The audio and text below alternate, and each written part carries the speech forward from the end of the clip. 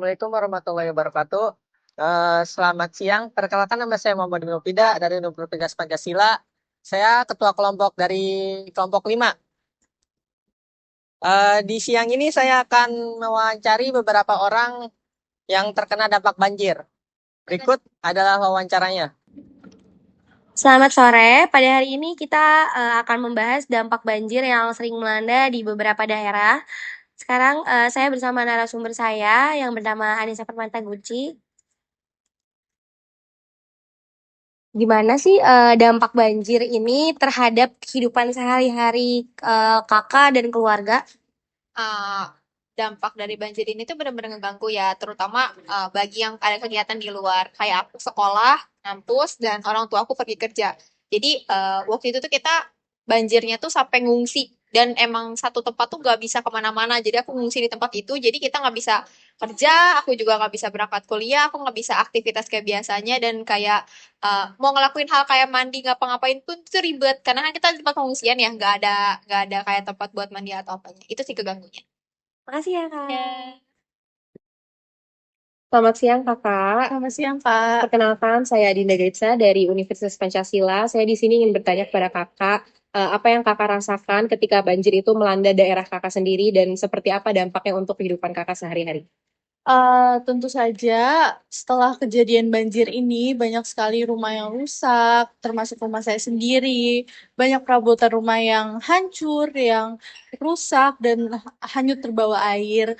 Tentu saja hampir di setiap tahun kita mengalami kebanjiran ini yang dimana dikarenakan curah hujan yang tinggi dan menyebabkan kebanjiran.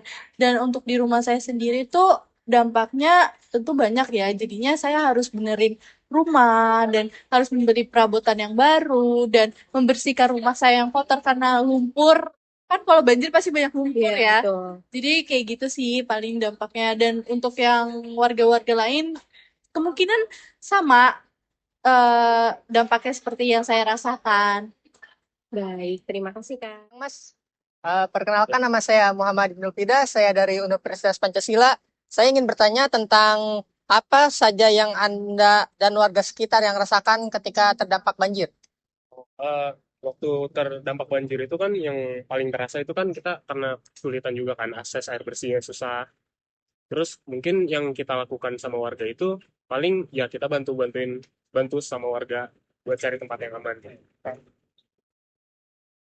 Oke, pertanyaan selanjutnya, apakah Anda merasa bahwa ada hal yang bisa dilakukan agar banjir ini tidak terjadi lagi atau setidaknya bisa terkendali gitu?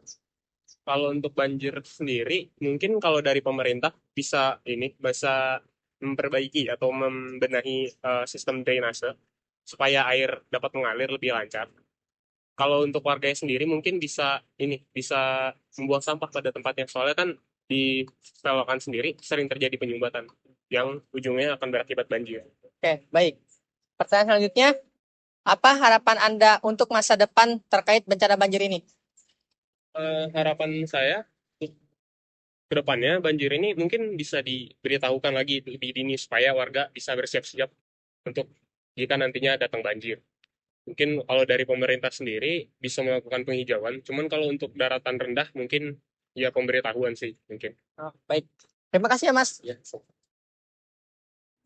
Dengan adanya bencana banjir ini tentu sangat merugikan warga dan orang-orang yang terkena dampak banjir. Banyak yang kehilangan rumah dan aset yang lain-lainnya.